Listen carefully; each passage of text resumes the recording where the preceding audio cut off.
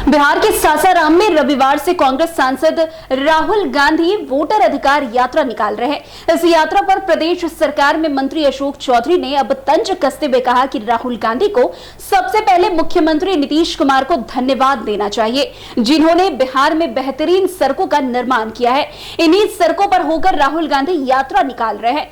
अशोक चौधरी ने तंज कसते हुए कहा कि राहुल गांधी तेजस्वी यादव के साथ यात्रा निकाल रहे हैं। उन्हें पता होना चाहिए कि अगर अच्छी सड़कों का निर्माण नहीं किया जाता तो शायद उनकी 1300 किलोमीटर की यात्रा 100 किलोमीटर में ही ठप हो जाती।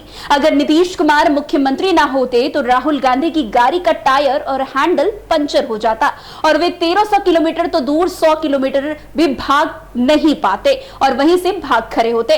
वैसे वोटर अधिकार यात्रा को लेकर दावा किया गया है कि इस यात्रा का कोई फायदा नहीं होगा। राहुल गांधी को इस यात्रा के लिए शुभकामनाएं, आपसी प्यार बना रहना चाहिए, लेकिन कांग्रेस को राजद के पीछे चलने से कोई लाभ नहीं मिलेगा। अशोक चौधरी ने बताया है कि कांग्रेस की विचारधारा राजद से बेहतर है। यदि कांग्रेस पहले सक्रिय होती तो बिहार में राजद का प्रभाव नहीं बढ़ता और कांग्रेस को बड़ा स्पेस मिलता।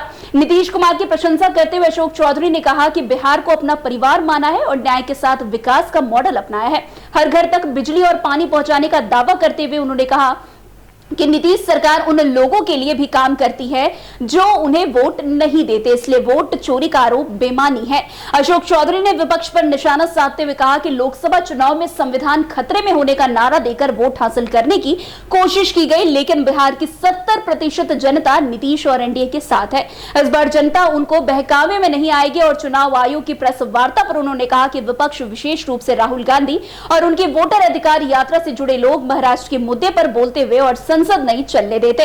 इतना ही नहीं, उन्होंने कहा कि सुप्रीम कोर्ट के बयान का हवाला देते हुए उन्होंने कहा कि कोर्ट ने भी अपनी बात स्पष्ट कर दी है।